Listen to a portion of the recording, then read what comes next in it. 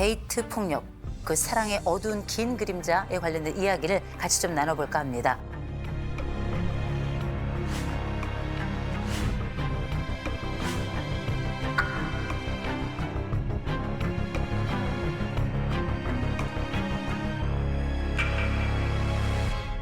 그러면 제일 먼저 해야 될 건 뭐냐?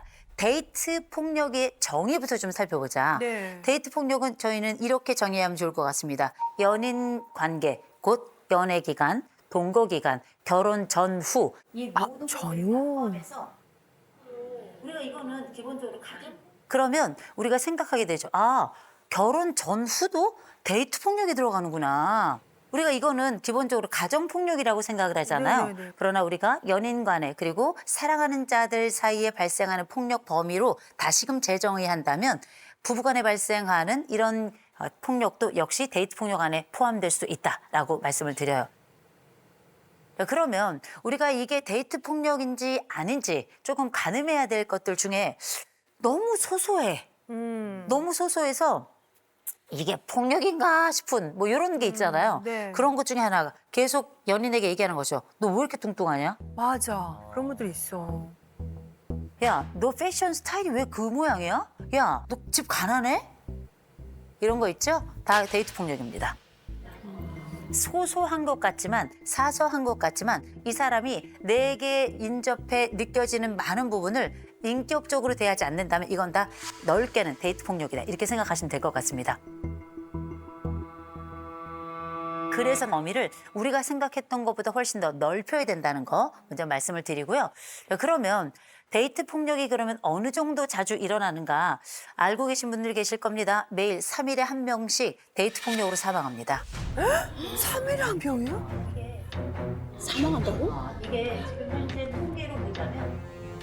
이게 지금 현재 통계로 보자면 우리가 2023년에 데이트 폭력 발생 건수가 77,150건인데 지난 10년 사이에 8배가 증가한 거예요. 어머머머.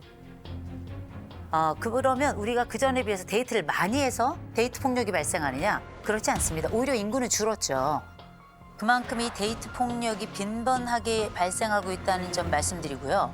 그럼 지금부터 혹시 내가 데이트 폭력에 포함되어 있는 건 아닌가? 또 나는 이 데이트 폭력을 어떻게 가늠할 것인가? 그 가늠할 수 있을 만한 일종의 척도 같은 게 좀 있으면 좋겠죠. 지금부터 6가지 질문을 여러분과 나누겠습니다. 자, 첫 번째입니다. 휴대폰 SNS를 수시로 내 파트너가 검사하고 비밀번호를 요구한 적이 있다. 그건 안 되지. 두 번째, 친구, 가족 만나는 걸 싫어하고 다른 모든 사람들과의 관계에서 떨어뜨려 고립을 시킨 적이 있다. 곧 점점 친구가 떨어져 나가는 거예요. 세 번째, 다 널 위해서야 라고 얘기하고 그리고 행동을 통제하기 시작한다. 또 네 번째, 때리고 미안해, 다시는 안 그럴게. 이런 일이 여러 번 반복된다. 그다음 다섯 번째, 화가 나면 나 죽으러 가겠다. 잠수 타. 그러다가 다시 나타나서 애골복골해서 다시 잡아. 그리고 화가 나.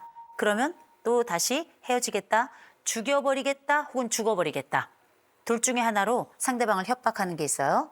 이 모든 순간이 지금 6개의 항목인데 적어도 하나 있으면 정말 조심하셔야 됩니다. 하나만 있어도 조심하셔야 돼요. 두 번째, 2개 이상이 있다. 특별히 2개가 있다. 이거는 진짜 위험 신호입니다. 이제 임박한 재앙이 여러분 앞에 있는 거예요. 3개 이상이다. 도망가세요. 이게 무조건 도망가셔야 돼요. 왜냐하면 이 신호들을 사랑하기 때문이라고 생각하기 쉽거든요. 그러나 여러분 알고 계셔야 돼요. 데이트 폭력의 이 6가지 항목을 보니까 나타나는 공통점이 있죠. 사생활이 없어져요. 나만의 비밀이 없어지는 겁니다. 어머머머머. 한 개체는 성인으로 성장한다는 건 나만의 영역이 있고 누구도 침범하지 못하는 그 영역에서 나만의 사적 비밀을 가질 수 있는 그런 권리, 바로 나만의 그 자리가 있어야 되는데 이 자리가 사랑이라는 이름으로 침범당하는데 자주 침범당할 뿐만 아니라 내 것이 점점 없어지죠. 이건 폭력의 가능성이 대단히 높아지는 것이다. 이렇게 생각하시면 좋을 것 같아요. 자, 그러면 제가 상담했던 사례 중에 정말 월스트, 쓰레기 넘버 7. 저는 이 생각을 사실 좀 하기도 싫은데 여자가 4살이 연상이에요. 근데 이 전에 이 남자가 여자에게 목숨을 걸었어요. 왜냐하면 이 여자가 정말 예뻤습니다. 누가 봐도 지나가다 한 번씩 이렇게 돌아보는 사람 있잖아요. 그 정도로 매력적인 사람이었는데 이 사람에게 목숨을 걸고 쫓아다니기를 반복하다가 나중에는 이 여자가 보는 앞에서 난 너 아니면 죽겠다고 시위까지 하고 아이고. 그러니 이 여인은 생각하게 되죠. 이 남자인가 보다. 이 키워드 잘 기억하세요. 이 남자만큼 나를 사랑해 줄 사람이 없다. 이 생각이 들어서 이제 교제를 시작했어요. 술도 같이 먹고 이러면서 이제 잠자리를 하게 됐어요. 잠자리를 하고 나서 그 다음 날부터 이 남자가 완전히 돌변했습니다. 완전히 돌변해서 이 여자에게 그전에는 존댓말을 했어요. 갑자기 반말을 시작해요. 이 남자가 이 여자와 함께하는 약속에 늦기 시작하고 그리고 자기가 늦은 장소가 있으면 그 장소에 가야 되잖아요. 자기가 있는 자리로 다시 그 여자를 불러요. 이런 방식으로 시간과 전반적인 주도권을 완벽하게 장악을 했습니다. 근데 이 남자가 진짜 나쁜 게 뭐냐면 이 여자하고 약속을 했어요. 펜션을 가자. 펜션을 가자고 하고 난 다음에 자기 친구 3명을 그 펜션으로 불렀습니다. 설마. 부르고 그 자리에서 이 남자가 갑자기 이 친구들을 딱딱딱 쳐다보더니 이 여자를 세워놓고 뺨을 때렸습니다.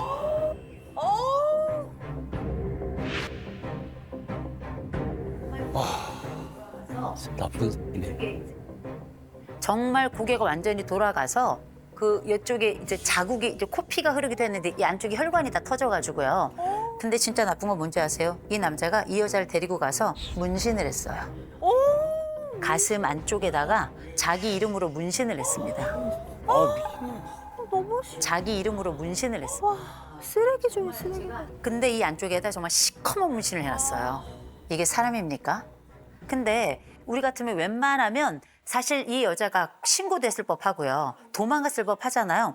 계속 이야기한 겁니다. 너 신고해? 내가 니네 집 불지른다. 너 신고해? 내가 네 동생 가만히 둘 줄 알아? 이 사람들이 가지고 있는 기본적인 정서가 뭡니까? 통제감이죠.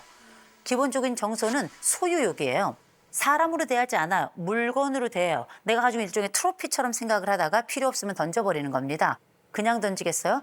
다른 사람은 쓰지 못하게 만드는 거죠.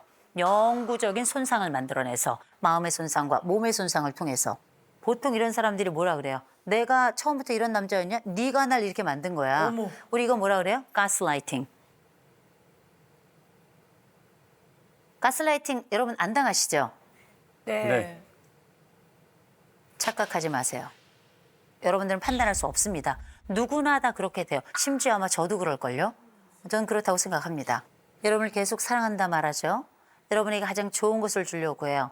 그리고 나서 넌 이게 맞지 않는 것 같아. 네가 하는 말이 왜 이렇게 자꾸 틀리지? 믿을 수가 없네. 그럼 어떻게? 내가 맞는 판단을 하더라도 내가 틀린가? 이런 생각으로 접어들겠죠? 저는 가끔 이렇게 표현합니다. 우리는 한 번의 입맞춤과 두 번째 가스라이팅과 그리고 세 번째 폭력을 통해 그 사람 소나기 안에 들어간다. 이 연장선상으로 많은 분들이 사실 나올 수 없는 그 굴레 속에 들어가 있는 거거든요. 근데 우리가 데이트 폭력을 당하는 사람들 혹은 잠재적 피해자들은 놀라운 공통점이 있어요.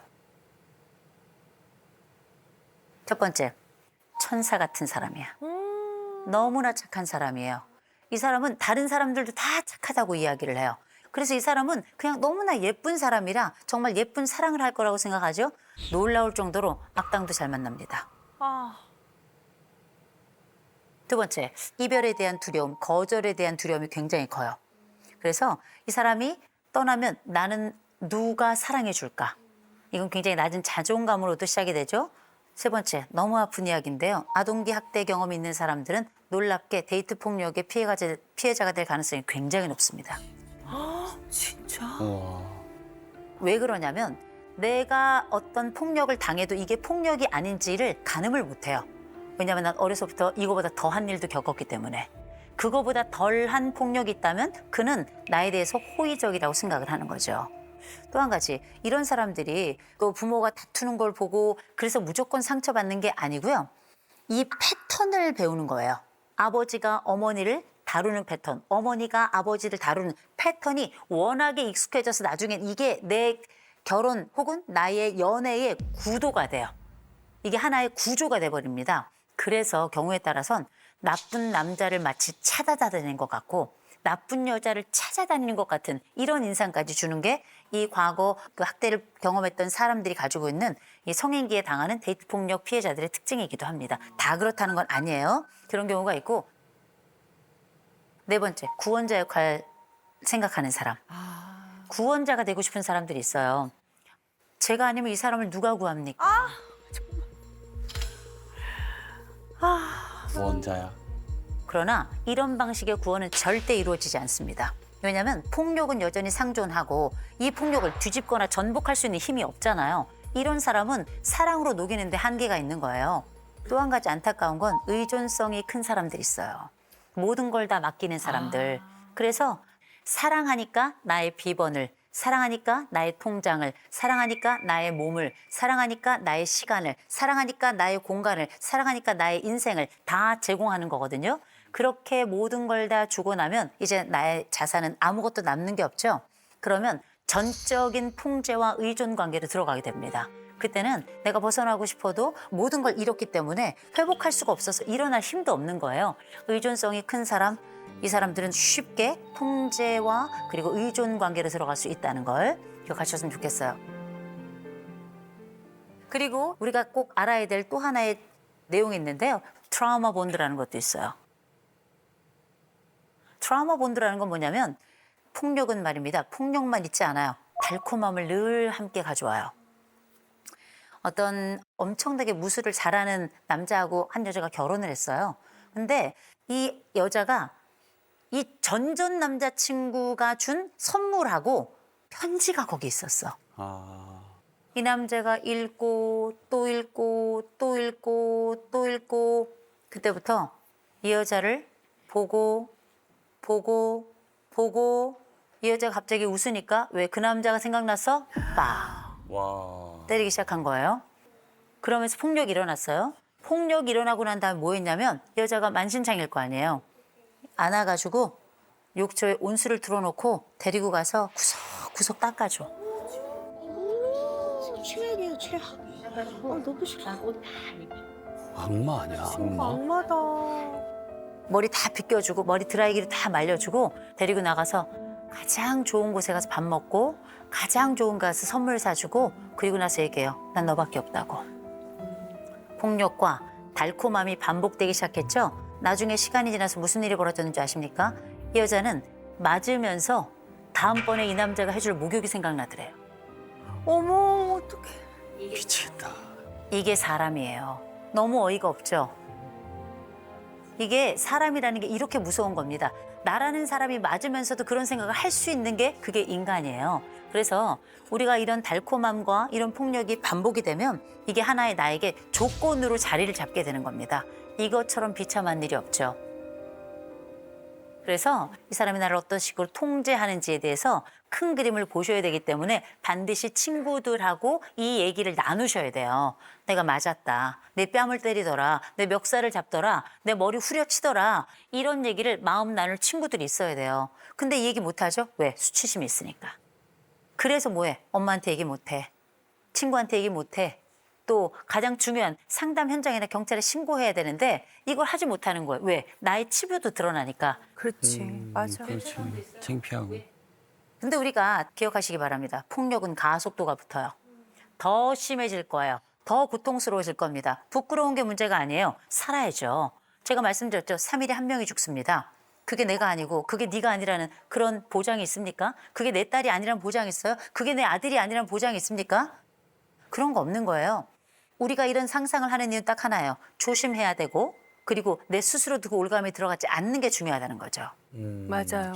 아니 근데 선생님 그 주변에 만약에 이 데이트 폭력의 이 징후가 보이는 커플들이 있을 수도 있을 수 있잖아요. 있지. 주변에. 어. 그럼 그거를 이제 저희가 나서서 적극적으로 말려야 되는지 아니면은 그냥 좀 모르는 척 이렇게 눈 감아야 되는지 어떤 게 더 좋을지 잘 모르겠어요. 이게 참 어렵습니다. 네가 분명히 데이트 폭력을 당하는 걸 알아.